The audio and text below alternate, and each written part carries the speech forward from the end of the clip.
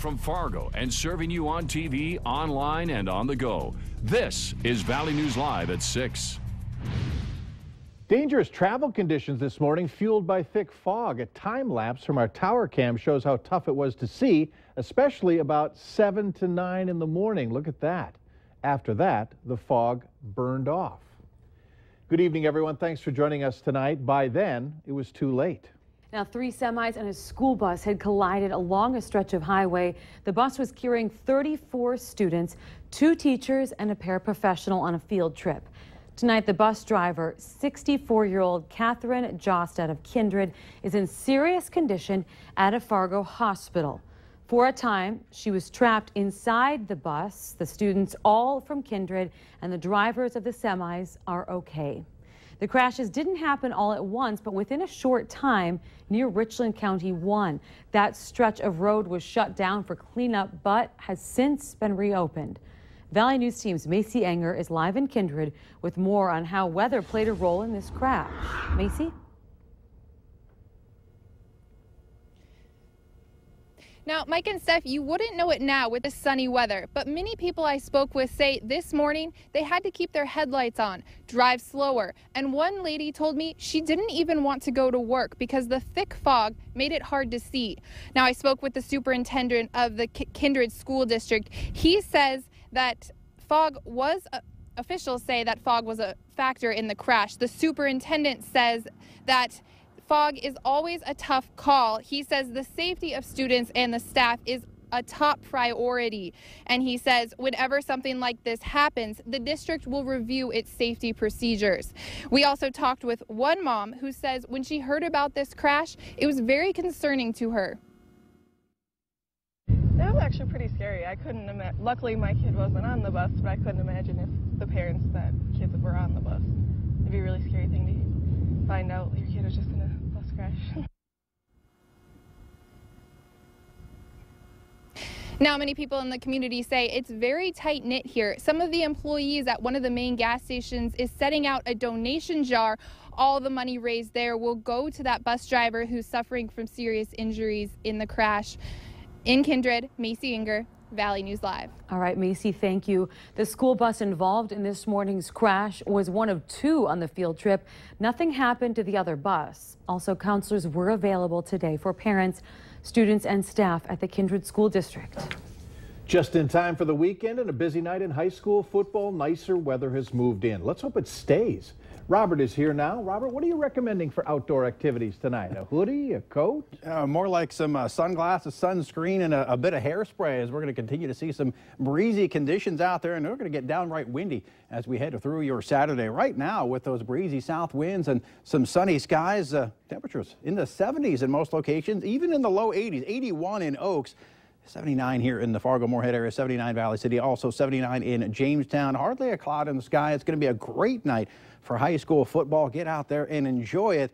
And with hardly a cloud out there, no precipitation, none anticipated as we head through the rest of the evening. Here in Fargo, as we head through the rest of the evening, temperatures cooling back down just a touch, mid-70s by the 7 o'clock hour, some low 70s by 8, and right around 70 by 9. Could see a touch of patchy fog. The best chances for that will be well off towards the east. I did mention some windy and warm conditions for your Saturday. How warm do we get?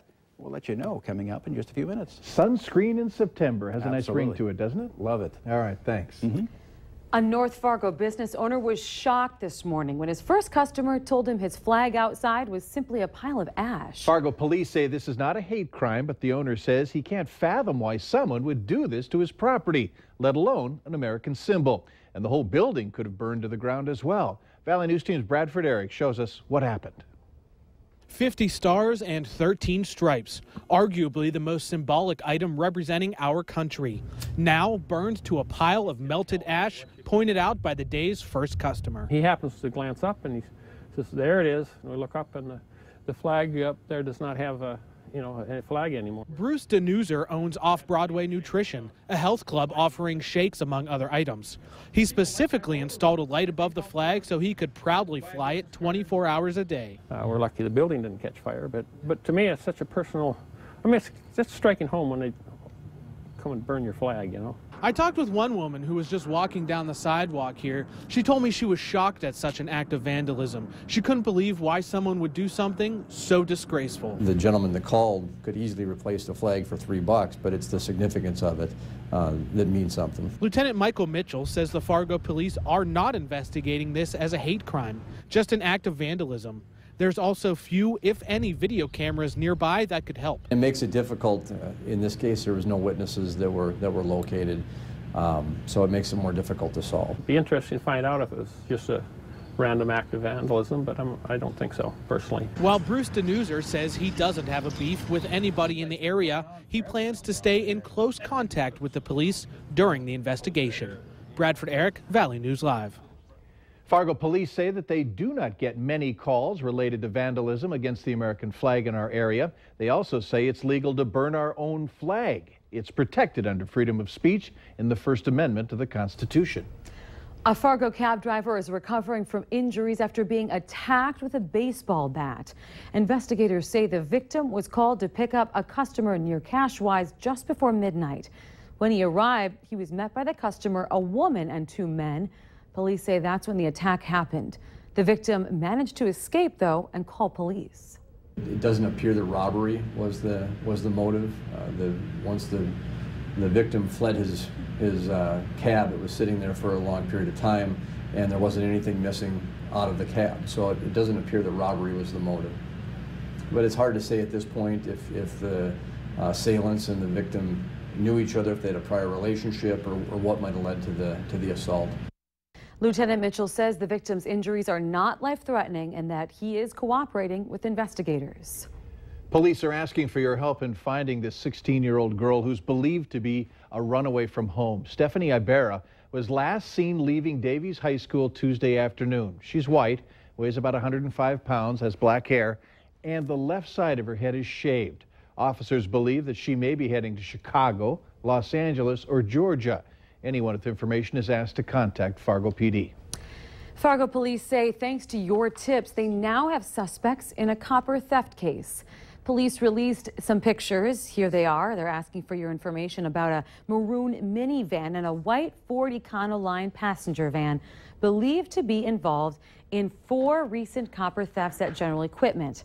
Officers haven't made an arrest just yet, but we will keep you posted on what happens next. One of the most spectacular sights that can ever be seen from our planet happens Sunday, and it's free. You'll be able to see the total eclipse of a super moon, barring overcast skies. As Valley News Team's Neil Carlson shows you, you won't have a chance to see one again for a very long time. It happens when the Earth moves between the sun and moon and casts its shadow over the moon. When that happens, we actually see the shadow of the Earth traversing the disk of the moon, which is called a lunar eclipse. This is a lunar eclipse from 2011, but Young says Sundays will be quite special on a couple of fronts. It's a harvest moon or supermoon. That's when the moon is closest to the Earth. You won't be able to see another eclipse of a supermoon until 2033. Plus, it's part of a full moon series called a tetrad that only happens every 100 years or so. Tetrad is when you have a series of 4 full moons every 6 months apart. So this is the last in that series. UND astronomy students will be watching the eclipse from the top of a parking ramp, and they'll have this telescope hooked up to a webcam, streaming full-color video into your home. But Young says you want to make sure to step outside and see it with your own eyes. Oh, if it's clear in your area, you should definitely go out and see the eclipse. Just step out, because having it in 3D and really absorbing all of that is really fun to do. The action begins just after 8 o'clock Sunday night. In Grand Forks, Neil Carlson, Valley News Live. Professor Young says whether the moon will turn blood red during that eclipse is yet to be seen. He says it will all depend on the condition of the atmosphere at 8 o'clock Sunday night. We'll also have a link to watch live streaming video of that lunar eclipse Sunday night. Go to our website, valleynewslive.com, and click on this story. And really hope that there are no clouds in the sky. Let's talk to Robert about that in a few minutes. We will. Well, later at 6, though, a major development in the heart of Minnesota Lakes country, the new casino that's planned to be built. Yeah, if that eclipse was ongoing tonight, it'd be great. Hardly a cloud in the sky. We'll try and keep those clouds away as we head through Sunday night. We'll give you your entire forecast for the weekend coming up right after this.